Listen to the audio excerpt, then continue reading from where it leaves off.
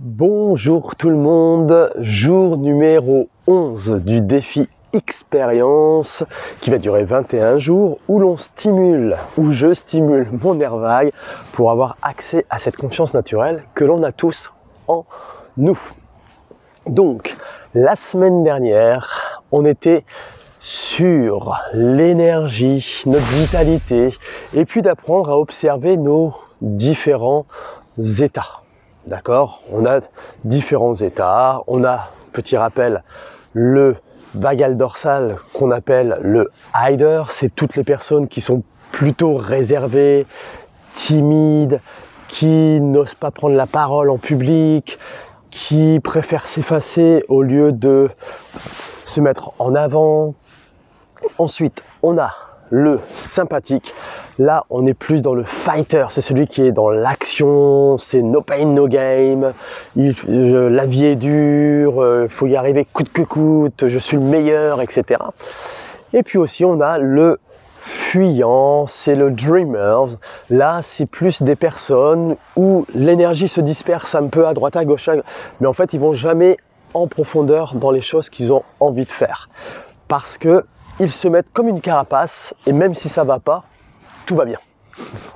Pour schématiser la chose. Et donc la semaine dernière, on a eu un défi qui était la douche froide pour simplement observer ces différents états, voir comment ils nous parlaient. Vous vous souvenez cette douche, hein, et des personnes qui se diraient tout de suite « Oh non, jamais de la vie ». Donc là, on est plus dans le hider. Les personnes qui vont hurler, ils vont dire allez j'y vais, donc là on est plus dans le fighter, et le dreamer qui va essayer, puis pouf, il va prendre la fuite, il va pas y aller en fait. Et on a notre quatrième état qui est notre nerf vague, et le nerf vague c'est là où l'on est en contact complètement à soi-même, avec le monde qui nous entoure et avec les autres. Et ce qui est génial, c'est que quand on est dans cet état-là, eh bien, on ressent de la compassion, de l'amour avant tout, et puis ça nous permet d'avoir du recul sur certaines choses et de prendre les bonnes décisions. Donc, cette semaine, le thème, c'est, on change, on va plus en profondeur, c'est la relation à nous-mêmes et à notre passé. Sujet intéressant, hein. Donc, je vais vous expliquer ce que je vais faire cette semaine. Donc, je vais parler de moi, bien sûr, parce que le but de ce défi, c'est de mettre en application ce nerf vague sur moi et de vous transmettre les choses.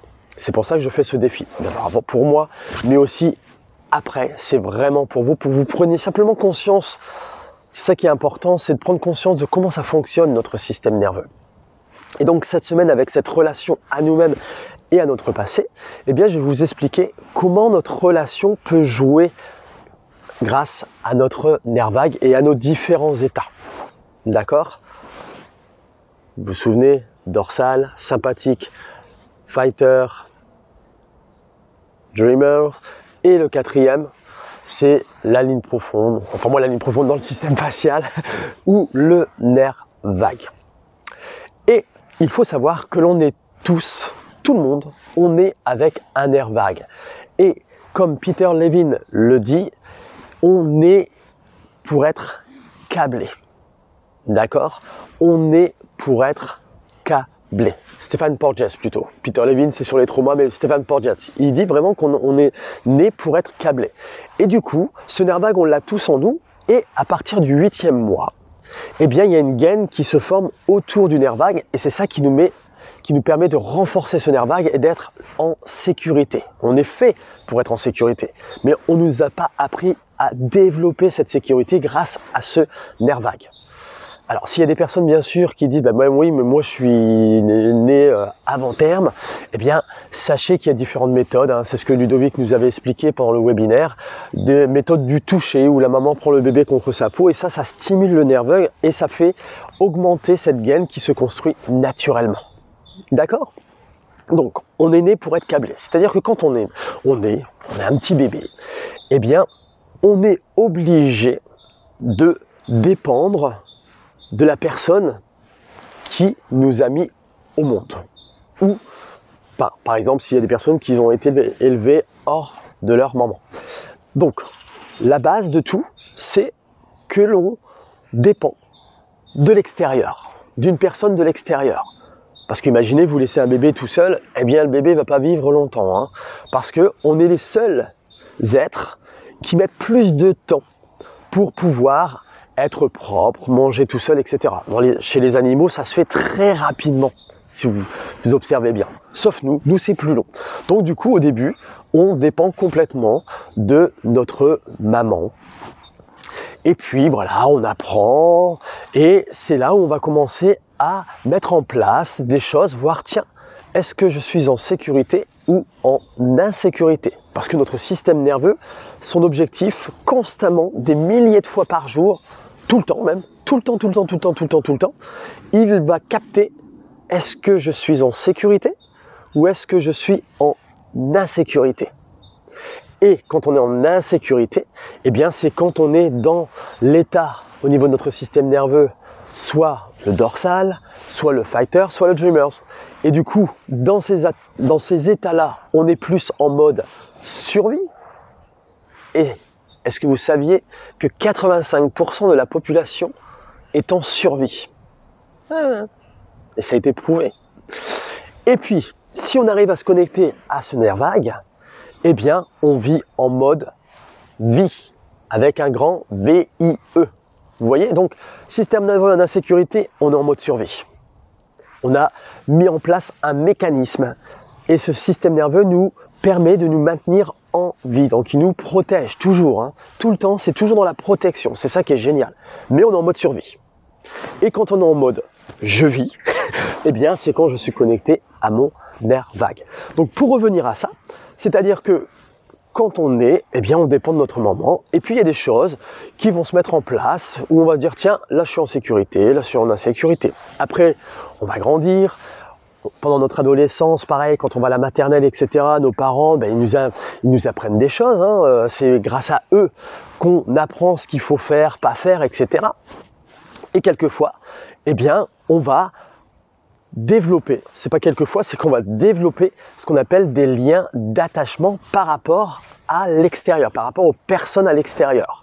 Donc ça, je vous en reparlerai demain, mais on a différents liens d'attachement qui sont les liens qui s'appellent organisés, ambivalents, fuyants ou désorganisés. Et c'est ça que je vais vous expliquer demain à travers la vidéo, ces liens, comment on les a mis en place. Et ça va dépendre vraiment de chaque état de notre système nerveux et de notre personnalité justement, de ce qu'on a mis en place pour pouvoir survivre par rapport à des choses que l'on a vécues auparavant.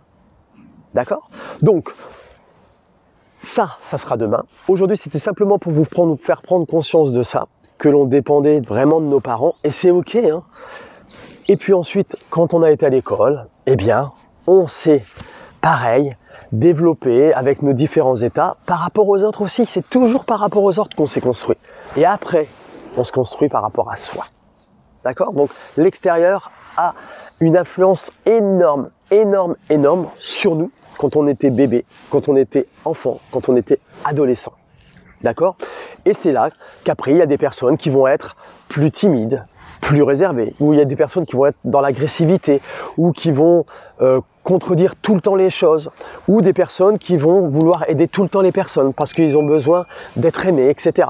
Et ça, c'est simplement un état de notre système nerveux qui s'est mis en place. C'est un système de protection que l'on a développé étant enfant, où on a appris que quand on faisait ça, eh bien, on était entre guillemets en sécurité, mais c'était une fausse sécurité. C'est simplement pour nous protéger, pour éviter de souffrir à nouveau ou de souffrir encore plus de ce qu'on a déjà souffert.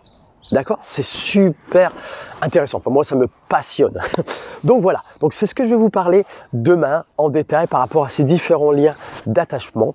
Mais pour terminer, sachez que l'on passe tous par nos différents états. On a tous ces états en nous, hein, mais on passe des milliers de fois par jour.